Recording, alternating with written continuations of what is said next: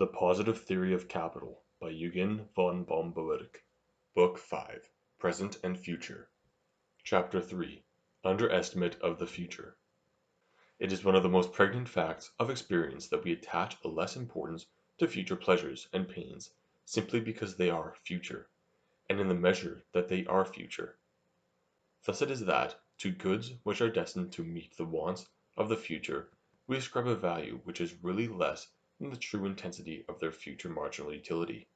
We systematically underestimate future wants and the goods which are to satisfy them.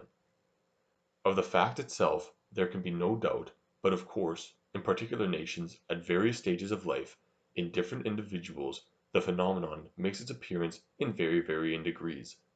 We find it most frankly expressed in children and savages. With them the slightest enjoyment, if only it can be seized at the moment, outweighs the greatest and most lasting advantage. How many an Indian tribe, with careless greed, has sold the land of its fathers, the source of its maintenance, of the pale faces, for a couple of casks of fire water. Unfortunately, very much the same may be seen in our own highly civilized countries. The working man who drinks on Sunday the week's wage he gets on Saturday, and starves along with his wife and children the next 6 days, is not far removed from the Indian. But to a smaller extent and more refined form the same phenomenon is, I venture to assert, not quite known to any of us, however prudent or cultured or highly principled. Which of us has not been surprised to find that, under the pressure of momentary appetite, he was not able to refuse some favorite dish or cigar which the doctor had forbidden, knowing perfectly that he was doing an injury to his health, which calm consideration would tell him was much more considerable than the pleasure of that trifling indulgence? Or which of us has not to avoid a little momentary embarrassment or annoyance, plunged headlong into a much greater?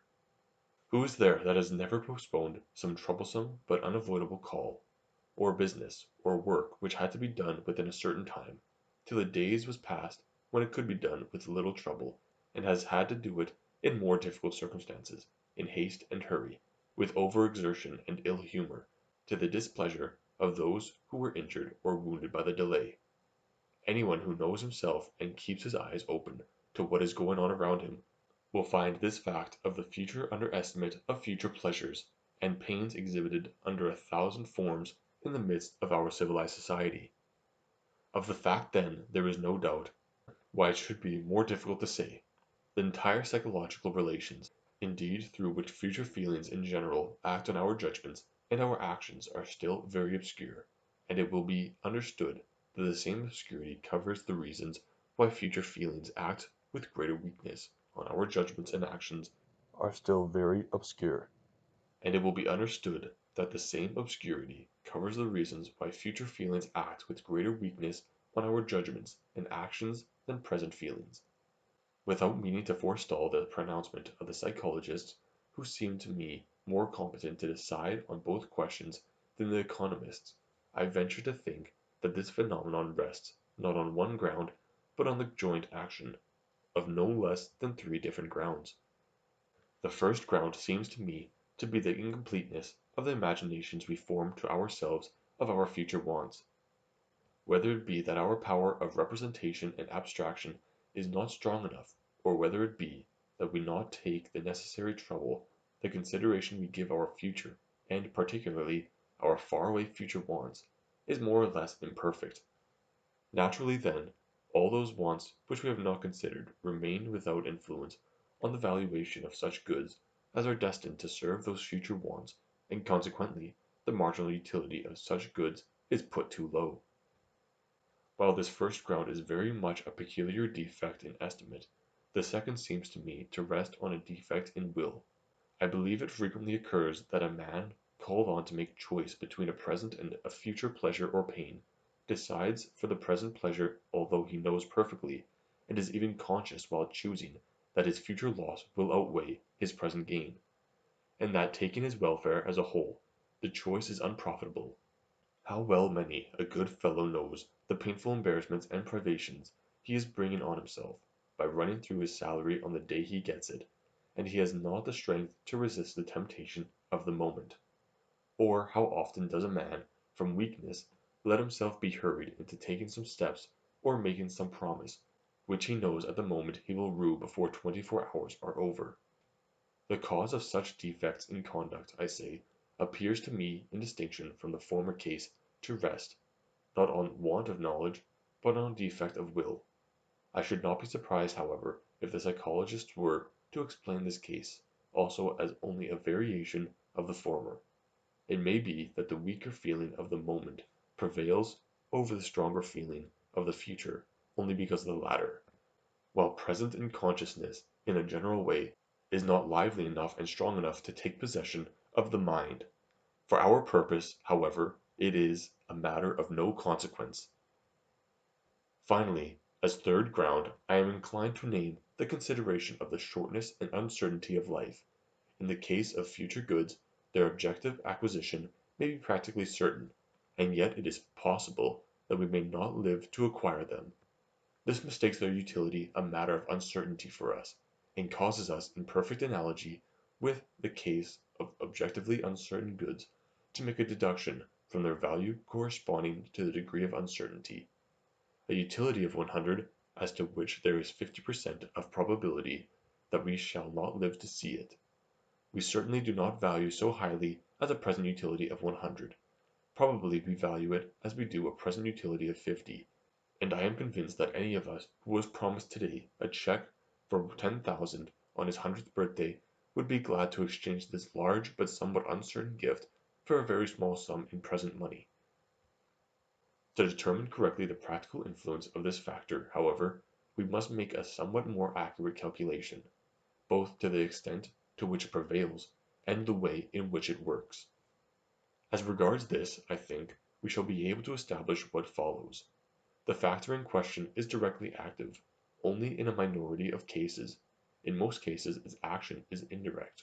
It works in the most direct and powerful way in those not very numerous cases where men have the thought of death forced on them by peculiar circumstances. For example, among very old men, people suffering from fatal diseases, those placed in dangerous situations or engaged in very perilous callings, such as people in times of plague or soldiers before an engagement, and so on. To disregard a future so uncertain not seldom finds drastic expression in the mad extravagance which seizes people in such circumstances, a fact in the history of civilization which has often been noted by Adam Smith among others. On the other hand, the thought of the uncertainty of life seems to me to exert no direct influence at all in the vast majority of cases where we are dealing with men in normal circumstances, and dealing, at the same time, with the valuation of goods belonging to a time not very far in the future, say goods that would come into their possession in a couple of days, or months, or even years. I am convinced that a healthy middle-aged man to whom a payment of 100 next year was due for certain would not value a single penny less on the ground that he might not live to see next year. It is only where very long periods of time are concerned that this factor among normally situated men obtains fully and directly. Payments which fall due in 100, 50, or even 20 years lose its value from the consideration of the uncertainty of life as regards all payees. Payments which fall due in 10 years lose in value as regards a great many. And here finally we have the point from which this third motive may rise to universal indirect efficiency, although, at the same time, a very much weakened efficiency. If certain differences of valuation have once become established as regards long intervals of time, they must, through the agency of exchange transactions, to some degree affect shorter intervals. For the mechanism which determines objective value abhors any sudden leap in value. It is not possible, for example, that a payment of 100, which will be made on the 1st of January 1900 certain, should be worth only 80 till 31st December 1889, and should jump up to the full value of 100 at 12 o'clock that night, because the due date is now only 10 years off.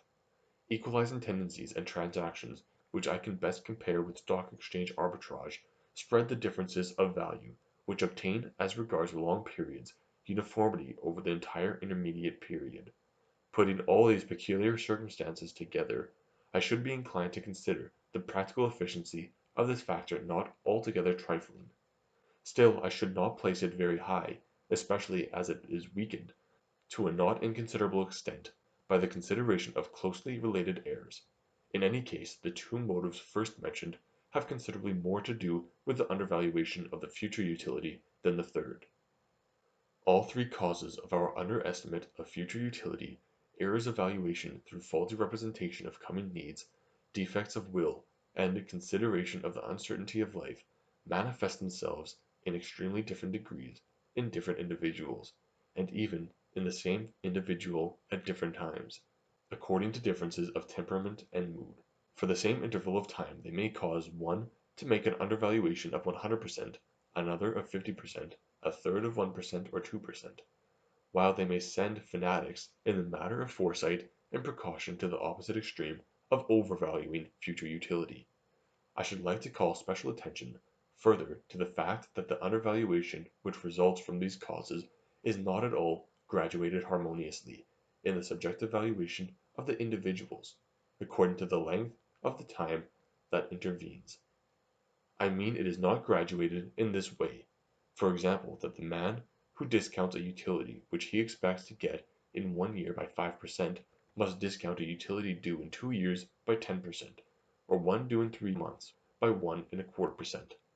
On the contrary, the original subjective undervaluations are, in the highest degree, unequal and irregular, in particular so far as the undervaluation is caused by defects of will. There may be a strong difference between an enjoyment which offers itself at the very moment, and one which does not, while on the other hand there may be a very small difference or no difference at all between an enjoyment which is pretty far away, and one which is farther away. Uniformity is practically introduced into the various undervaluations, as we shall see later, only through the mediation of exchange business. At any rate, and this is sufficient for us here, all three causes have one common result, that under their influence we estimate the utility of future goods at a lower figure than expresses their true value. We look at the marginal utility of future goods diminished, as it were, in perspective. Now it is easy to show that this phenomenon must substantially contribute to strengthen the efficiency of the first factor in the undervaluation of future goods, the difference in the provision of goods for present and future. All persons who are worse off in the present than they expect to be in the future, persons to whom, therefore, the true marginal utility of a future good is already less than the marginal utility of a similar present good, are led by this second factor to put the future marginal utility still lower than it really is, and this increases the difference in value to the future prejudice of future goods. If, for example, the marginal utility of a definite present good is 100, then the true marginal utility of a similar good in a better provided future is 80. The future good will be rated perhaps at 70 only, thanks to this second factor, and thus the difference of the valuation rises from 20 to 30. In the same way those persons who may be supposed to be in approximately similar circumstances in present and future, and would, other things being equal, value present and future goods at approximately the same figure, will fall under the category of those who value present goods more highly than future. This second factor, then, increases both the number and the intensity of the differences in valuation to the prejudice of future goods, and naturally, in the market where present goods are exchanged against future, this must make the resultant exchange value more unfavorable to the latter. The agio on present goods moves upwards.